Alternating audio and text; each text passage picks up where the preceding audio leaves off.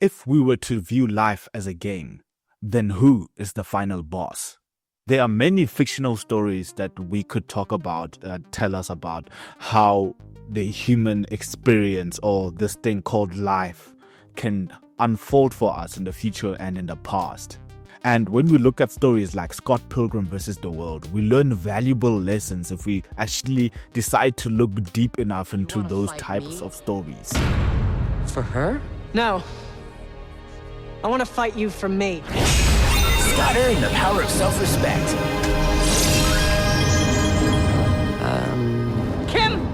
With those types of stories, you start to realize when you actually analyze that and implement those types of stories within your own life, that in general, the struggle of being human and the struggle of just being a person of success or being a person that is going to be successful in their run and in their career, you start to realize that as a human being, you tend to struggle with comparison. Hear me out. Let's look at the basic concept of living life. In life, you're born, and then as you grow older and as your parents raise you, you eventually become old enough to go to, preschool and so on and so on. The older you get, the more responsibility you start to receive. You get into primary school, then you get to high school, and then university. Then you have to get a job or make a way of living in that sense, and so on until you grow old.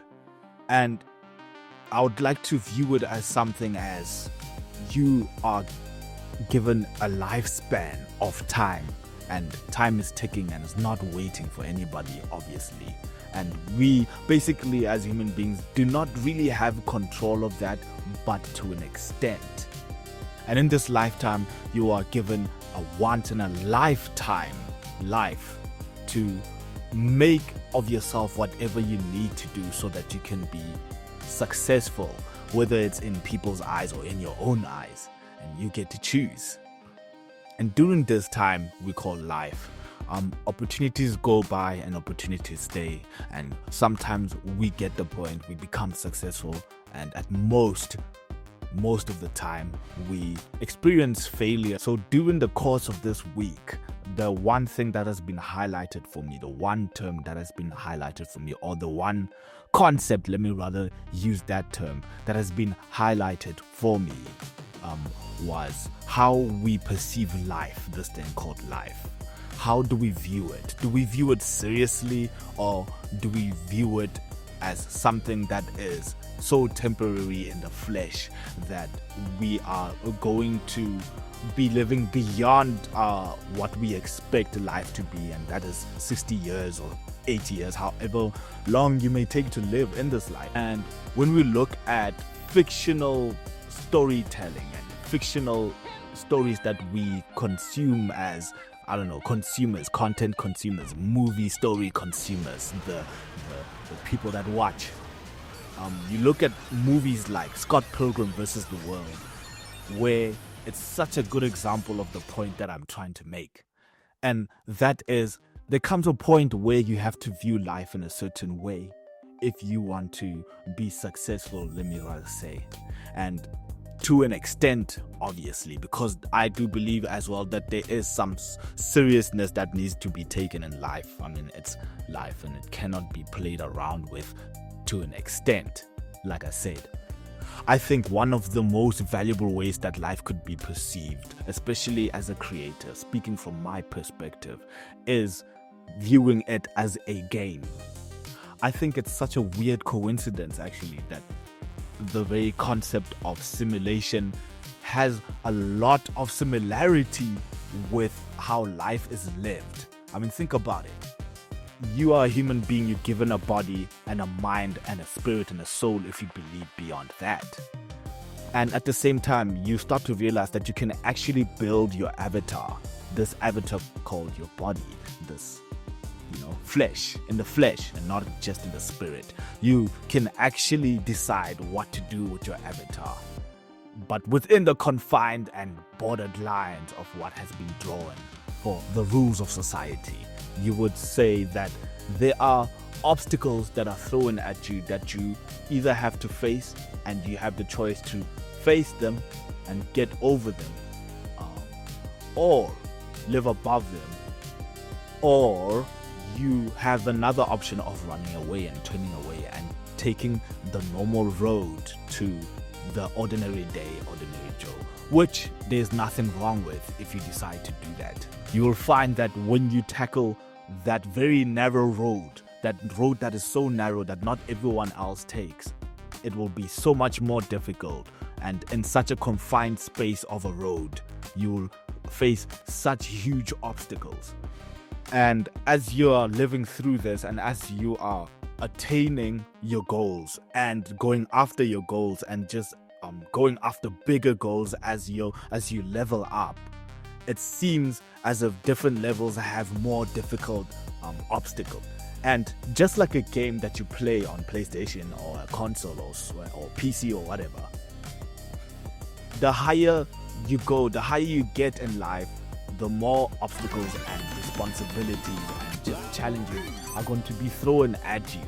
And if you want to grow, that means you have chosen the path of just taking on more and more difficult obstacles and more complex responsibilities in that sense. And with these complex responsibilities, more decisions have to be made. And as you level up, you are given the option to carry on and get on to the next level, or stay on the same level, or most probably when you do that, you are going to decline as a progressing human being, or whatever you want to call yourself during the course of your career. And so in this life, or this game that we can call life, as we are leveling up, we find that there are different bosses and different level bosses, I guess, which are the obstacles that we face. But I do believe that initially we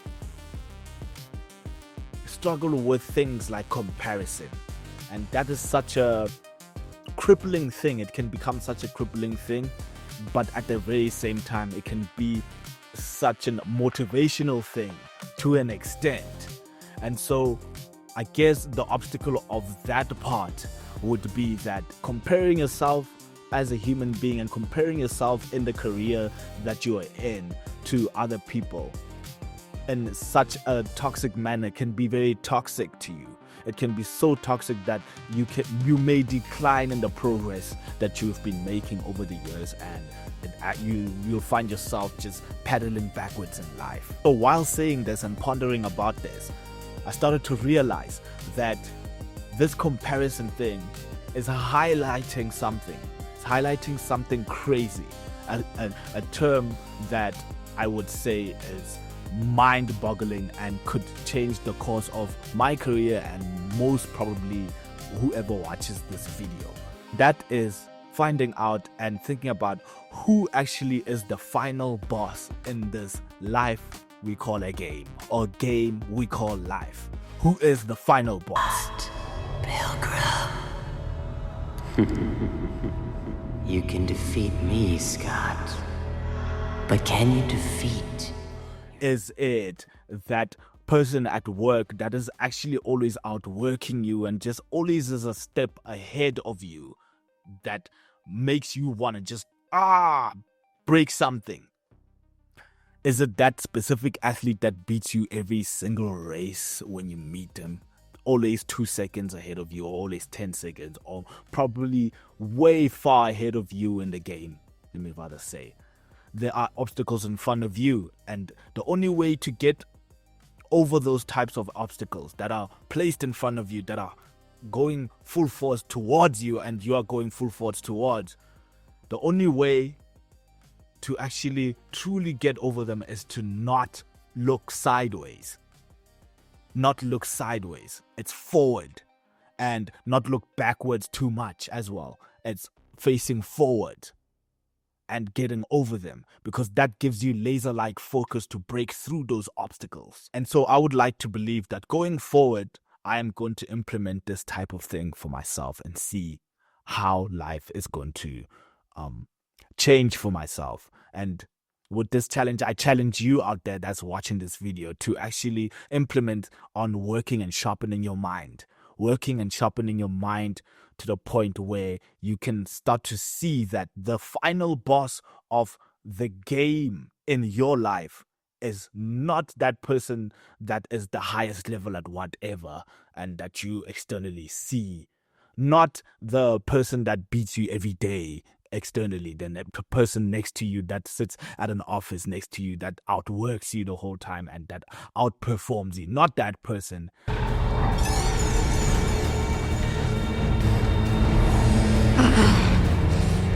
Nigga Scott.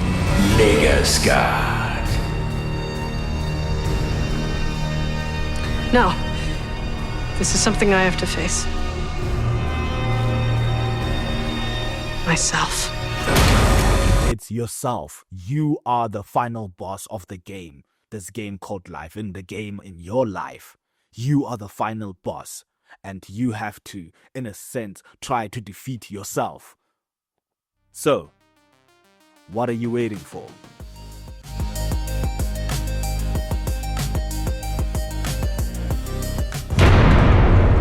Yeah, they have this incredible French toast with like bananas on it, and you get bacon on the side. I'm liking that, yeah. Oh, let's do it next week. Yeah, that's cool. Yeah, all right, be good, yeah.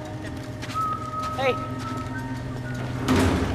What happened? Oh, nothing, we just shot the shit. He's just a really nice guy.